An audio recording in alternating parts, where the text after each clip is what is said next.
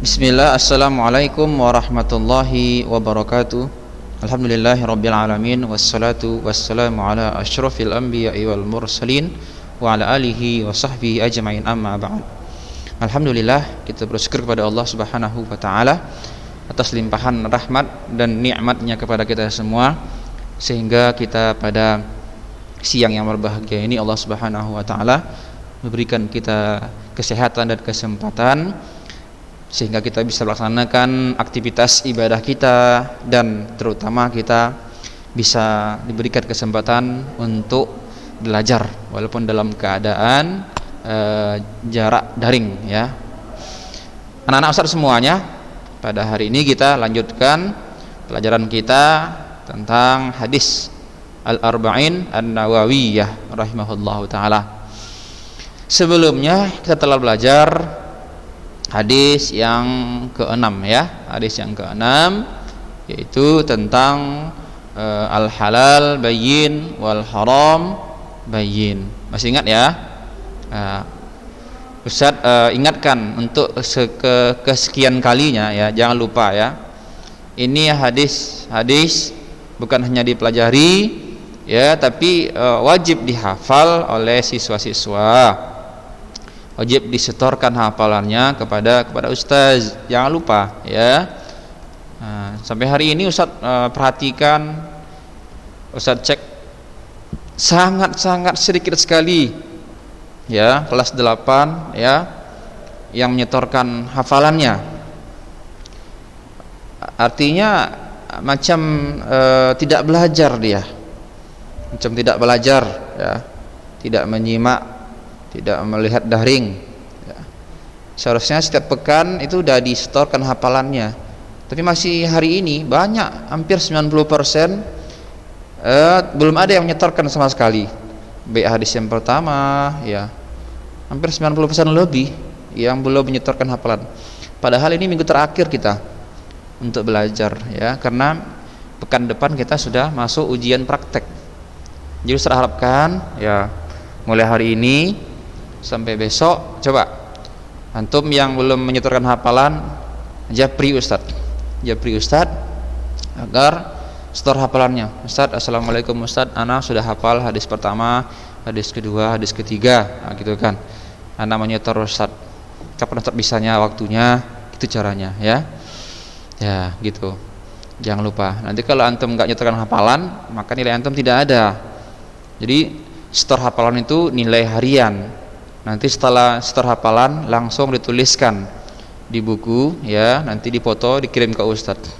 Jadi langsung setelah setor hafalan lalu ditulis ke dalam buku gitu ya, tolong ya. Jadi yang belum hafal, belum menyetor hafalan, setor mulai hari ini, ada beberapa hari lagi ya. Taib.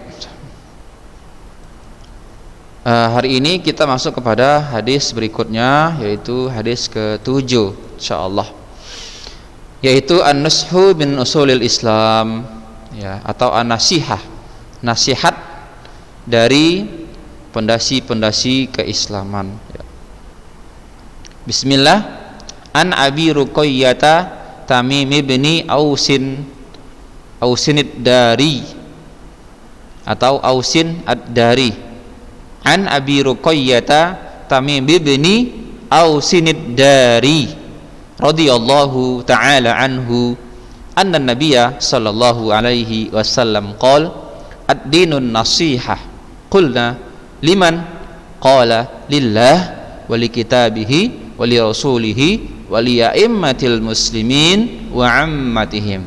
Rawahu Muslim. Kita ulangi. An Abi Ruqayyah Tamim ibni Ausin ad-Dari radhiyallahu ta'ala anhu anna nabiyya sallallahu alaihi wasallam qala ad-dinun nasihah. Qulna liman? Qala lillah wa li kitabihi wa li rasulihi wa li a'immatil muslimina wa ammatihim. Rawahu Muslim. Dari Abi Ruqayyah, dari Abi atau dari Abu Ruqayyah Tamim bin Aus Ad-Dari. bin Aus Ad-Dari, semoga Allah meridhoinya,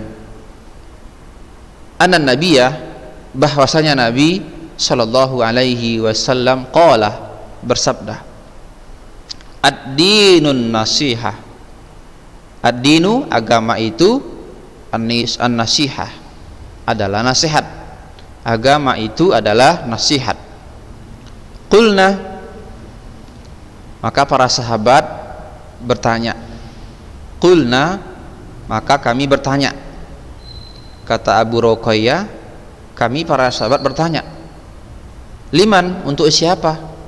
Qala, Nabi menjawab, lillah, untuk Allah, wali kitabihi, untuk rasulnya, wali rasulihi, ya, untuk kitabnya, wali kitabihi, untuk kitabnya, wali rasulihi, untuk rasulnya, wali a'immatil muslimin, dan untuk pemimpin-pemimpin, a'immah, pemimpin-pemimpin muslimin, kaum muslimin, wa ammatihim, dan seluruh kaum muslimin, wa ammatihim, dan seluruh kaum muslimin. Kita ulangi.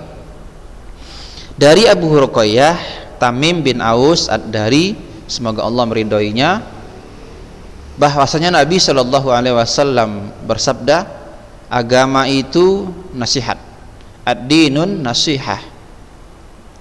Qulna, kami para sahabat bertanya, liman, untuk siapa? Maksudnya nasihat tadi untuk siapa? Qala, Nabi menjawab, lillah, untuk Allah, wali kitabi, untuk kitabnya, wali rasulihi, untuk rasulnya, wali a'immatil muslimin, dan untuk pemimpin-pemimpin kaum muslimin, wa ammatihim, dan seluruh kaum muslimin. Hadis riwayat Muslim. Perkataan Imam An-Nawawi dalam hadis ini, ya, rahimahullah ta'ala, ada ungkapan an Abi Ruqayyah, an Abi Ruqayyah. Jadi Abi Ruqayyah di sini adalah nama kunyah. Yang pakai Abu adalah kunyah, gelaran, ya. Kunyah Ruqayyah untuk anak perempuan. Ruqayyah adalah nama perempuan. Sedangkan umumnya yang terjadi nama kunyah itu dari anak laki-laki. Tetapi mengapa kunyah, ya, tersebut diambil dari anak perempuan, ya, terlebih jika nama tersebut sudah terlanjur terkenal. Jadi boleh aja diambil kunyah dari anak perempuan, apalagi sudah kudung terkenal nama tersebut. Terkadang juga nama kunyah itu diambil bukan dari nama manusia, ya. Terkadang kunyah itu, nama panggilan tersebut kadang-kadang bukan nama manusia. Nah, seperti Abu Hurairah. Abu Hurairah kan bukan nama orang, Hurairah itu. Nah, Abu Hurairah kan radhiyallahu anhu ta'ala dikenalkan dengan dan terkenal, ya, dikenal dan terkenal dengan nama itu. Padahal nama beliau bukan Abu Hurairah. Namanya siapa? Nama dia adalah Abdurrahman bin Sakhar. Nah, hal tersebut disebabkan dahulu, ya, Abu Hurairah dia memiliki seekor anak kucing yang sangat disukainya, dan anak kucing tersebut juga sangat jinak kepadanya.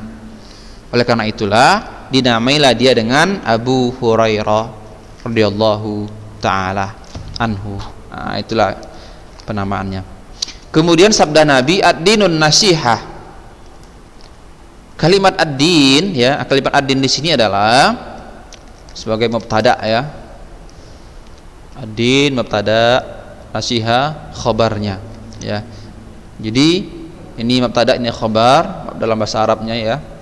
Ulama balaghah mengatakan apabila mubtada dan khabar sama-sama ma'rifah, maka ini memiliki faedah hasar, artinya pembatasan, ya, pembatasan. Berarti di sini nanti ini nasihat nanti akan dibatasi kepada siapa? Nah, itu nanti maksudnya. Itu maksudnya, ya. Jadi nasihat ini terbatas untuk siapa?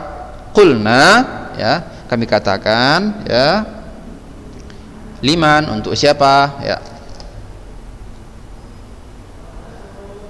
Jadi ad-dinun nasihah Agama itu adalah nasihat.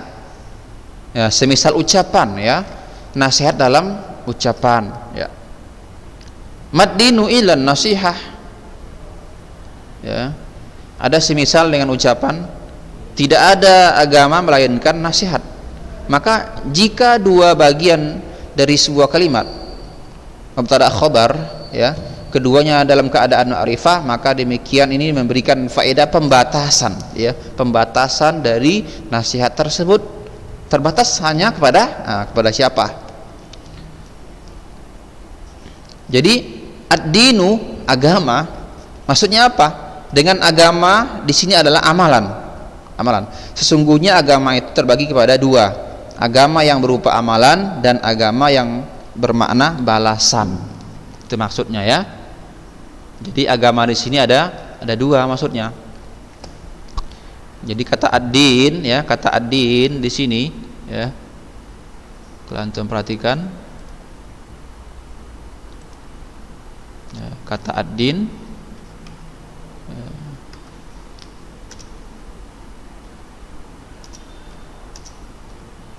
Kata ad-din di sini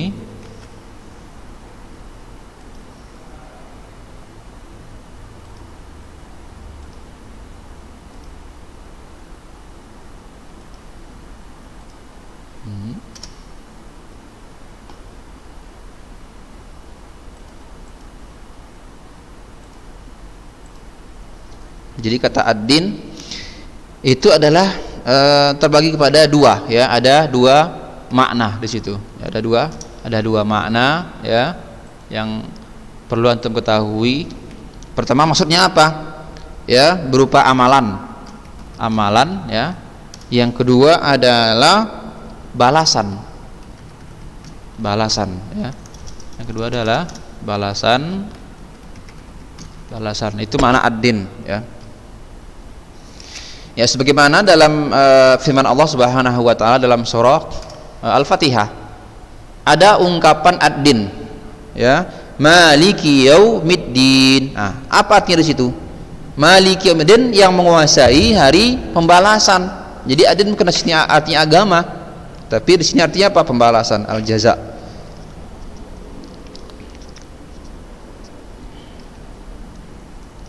Sedangkan dalam firman Allah dalam surah Al-Maidah ayat 3 mengatakan wa raditu lakumul islam madinah.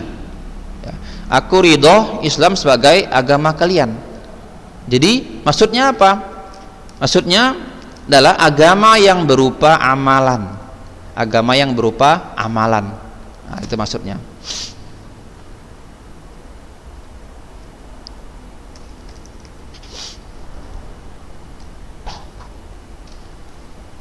Dalam hal ini Nabi menyamarkan pihak yang berhak mendapat nasihat. Hal ini disebabkan agar para sahabat bertanya. Jadi awalnya kan Nabi nggak bilang ya, agama itu adalah nasihat. Jadi Nabi samarkan untuk siapa gitu kan. Baru para sahabat pun bertanya ya. Bertanyalah para sahabat, untuk siapa ya Rasulullah agama ini? Nasihat ini untuk siapa gitu kan. Jadi Nabi sengaja menyamarkan pihak yang mendapatkan nasihat tersebut ya.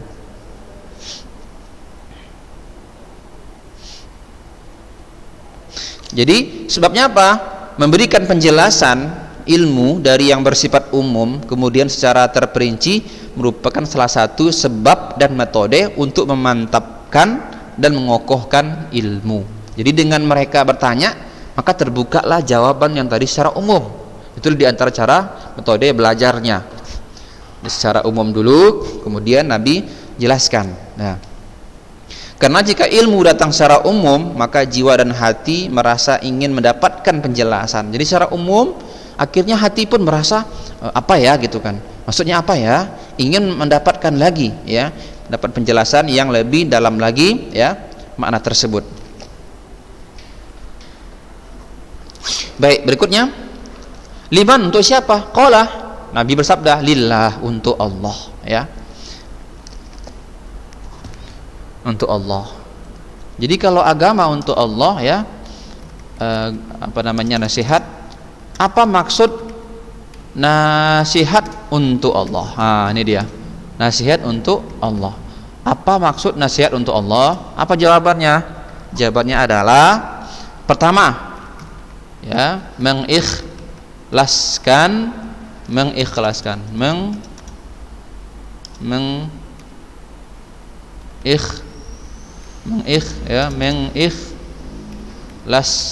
mengikhlaskan ibadah hanya untuk Allah. Itu maksudnya. Kemudian makna kedua adalah, ya,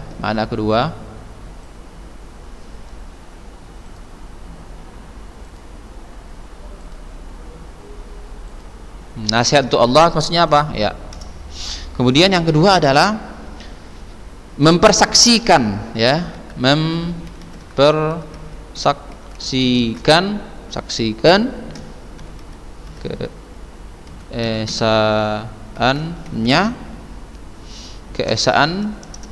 keesaan baginya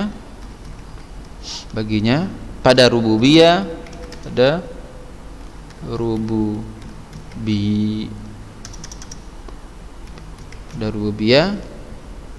uluhiyah dan asma wa sifat. Itu dia, ya. Itulah maksud daripada nasihat untuk Allah Subhanahu wa taala, ya. Kita hendaklah mengikhlaskan dalam beribadah hanya untuk Allah. Yang kedua, mempersaksikan keesaan Allah Subhanahu wa taala terdapat dalam rububiyah, uluhiyah dan asma wa sifatnya. Kemudian berikutnya nasihat untuk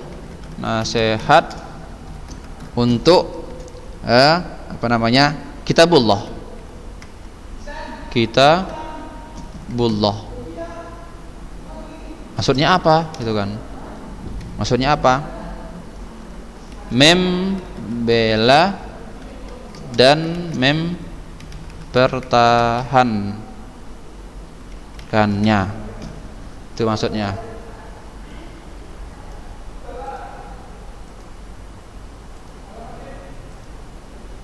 Apa maksud daripada nasihat untuk kitabullah? Membela dan mempertahankan kitab Allah Subhanahu wa taala. Jadi jangan kita ada yang melecehkan, menghina Al-Qur'an, jangan kita diam-diam saja. Kita harus bela. Kita harus pertahankan dari dikotori oleh orang-orang yang untuk merusak Al-Qur'an, merusak agama kita ini. Kemudian berikutnya adalah membenarkan berita, ya, dengan mantap, ya, dan tidak bimbang dan tidak bimbang. Itulah maknanya.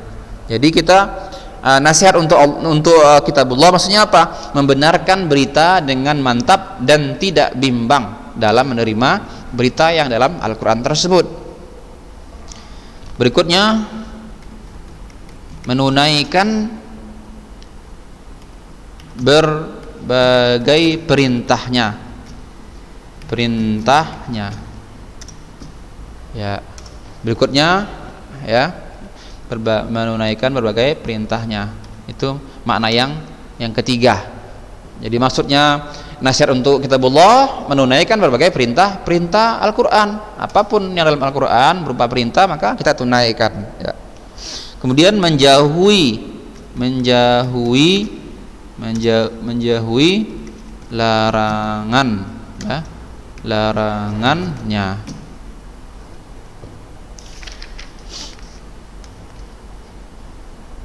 Kemudian beriman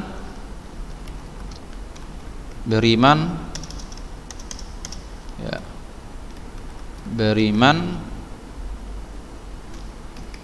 bahwa hukum-hukum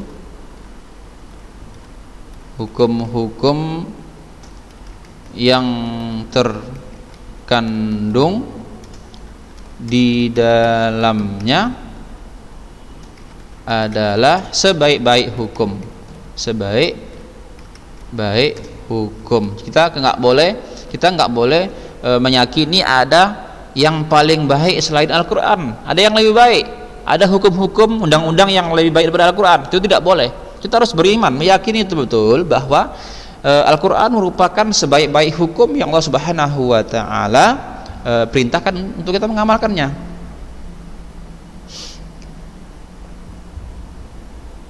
Nah, beriman kita, kemudian yang berikutnya adalah beriman ya bahwa Al-Quran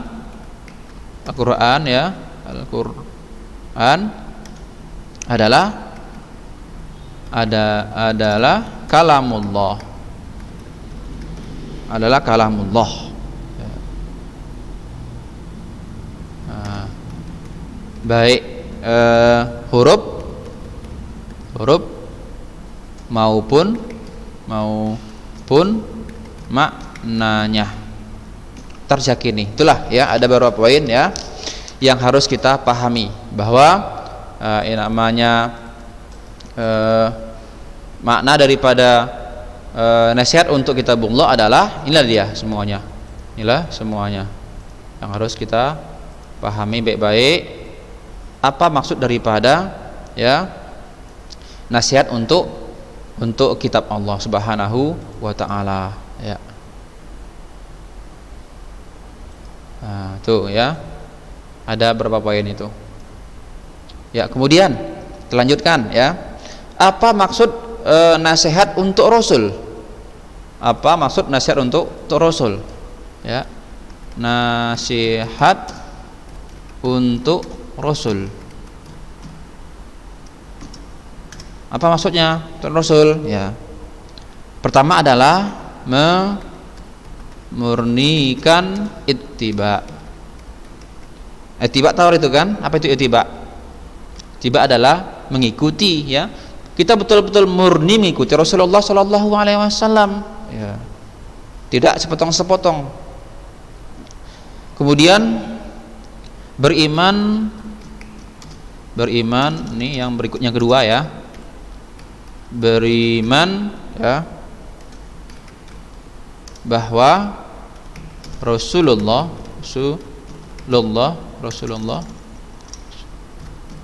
sallallahu alaihi wasallam adalah utusan Allah. Adalah utusan Allah. Utusan Allah. Ya.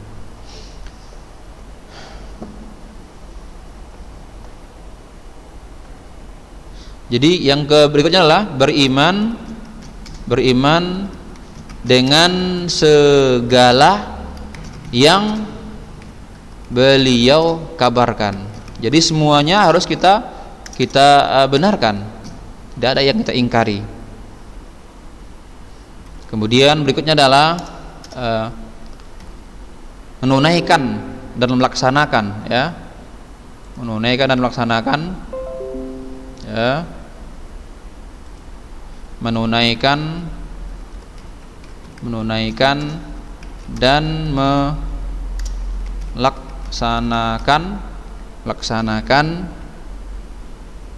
perintah beliau. Berikutnya adalah menjauhi dan meninggalkan larangan beliau sallallahu alaihi wasallam ya.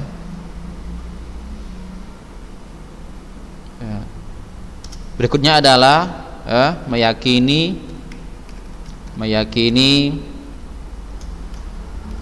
ya bahwa ajaran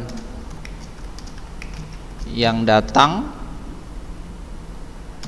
sama-sama harus ya diamalkan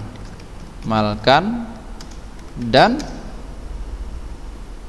dipraktekkan.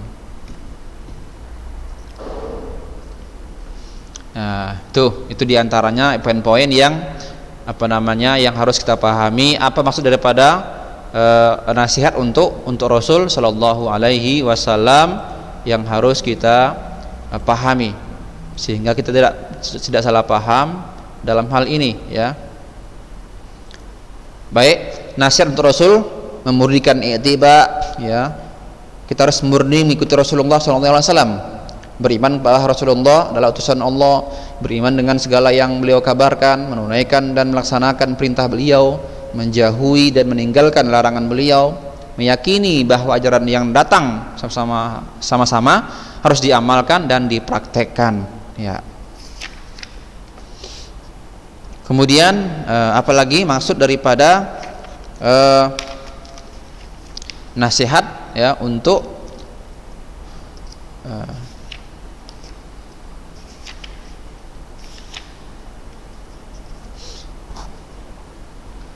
kemudian apa tadi? Nasihat untuk apa? Untuk pemimpin kaum mukminin, ya kan? Sekarang wali aimatil muslimin dan pemimpin-pemimpin kaum muslimin, ya. Pemimpin-pemimpin kaum muslimin. Nasihat untuk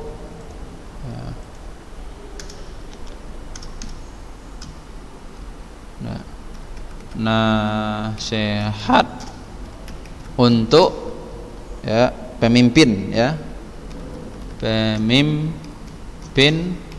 kaum muslimin. Maksudnya apa? Mencintai mereka, mencintai mereka. Karena jika kita tidak mencintai seseorang, mana mungkin akan meneladani dan mencontoh serta mengikuti orang tersebut. Jadi kita harus mencintai pemimpin kita, ya. Yang kedua adalah membantu dan menolong, ya. Menolong, ya, aturan-aturan yang dibuat oleh mereka selagi tidak bertentangan dengan syariat Allah Subhanahu wa taala. Berikutnya adalah membela dan mempertahankan kehormatan mereka. Jadi kita dianjurkan untuk saling menjaga terutama pemimpin kita, sehingga mereka tidak dihina, dicaci, ya, kehormatan mereka. Jadi wajib bagi kita untuk menghormati mereka. Itulah maksud daripada nasihat untuk para pemimpin kaum muslimin. Berikutnya adalah ya, yang terakhir, nasihat untuk kaum muslimin, ya. Sepertinya sama, ya, sama. Lebih kurang nasihat untuk kaum muslimin dan pemimpin itu lebih kurang sama, ya. Itu aja poin-poin yang perlu antum pahami baik-baik, ya. Apa maksud daripada nasihat untuk Allah Subhanahu wa taala, apa maksud daripada nasihat untuk Rasulullah sallallahu alaihi wasallam, kemudian juga apa maksud daripada nasihat untuk kitab-kitab Allah Subhanahu wa taala, dan apa maksud daripada nasihat untuk pemimpin kaum muslimin, yang itu semua wajib bagi kita untuk mengetahuinya. Sehingga dengan demikian ketika kita mengetahui maksud daripada ini, maka akan amanlah kehidupan beragama kita insyaallah taala. Tapi jika ada yang kurang jelas, silakan dijabri Ustadz, silakan ditanyakan, ya, apa yang kurang jelas, insyaallah, ya, Ustadz jelaskan, ya. Dan terakhir adalah yang tentang kaum muslimin, yaitu bentuk nasihat kepada keumuman kaum muslimin, yaitu dengan menampakkan kecintaan kepada mereka, menampakkan wajah yang berseri-seri, menebarkan salam, memberikan nasihat, memberikan bantuan dan pertolongan lain-lain. Itulah maksud daripada nasihat untuk kaum muslimin. Artinya hak-hak kaum muslimin, hakul muslim alal muslim. Jadi hak-hak antara kaum muslimin dan muslimin lain itu harus ada kita jaga gitu kan ya, seperti saling memberikan salam, saling membantu gitu kan, dan senyum-senyum gitu kan, senyum kepada kaum muslimin, kepada orang yang beriman. Itu diantara hak nasihat untuk kaum muslimin, dan yang harus kita pahami baik-baik. Wallahu ta'ala alam bisawab. Mudah-mudahan ada manfaatnya insyaallah ya. Ini adalah hadis yang ke-7, hadis yang terakhir. Nanti kita insyaallah akan masuki ujian praktek. Jadi sekali lagi saya ingatkan, yang belum menyetorkan hafalan, maka silakan japri Ustadz waktu yang ada ya. Jangan diam-diam saja kalau sudah hafal, supaya antum mendapatkan nilai harian. Hafalan antum itu adalah nilai harian. Kemudian nanti antum tuliskan ke dalam buku apa yang antum hafal, jangan antum lihat lagi di buku. Nanti kirimkan ke Ustadz hasil daripada foto dari tulisan hadisnya. Wallahu ta'ala a'lam bishawab. Subhanakallahumma bihamdik asyhadu an la ilaha illa anta astaghfiruka wa atubu ilaik. Wassalamualaikum warahmatullahi wabarakatuh.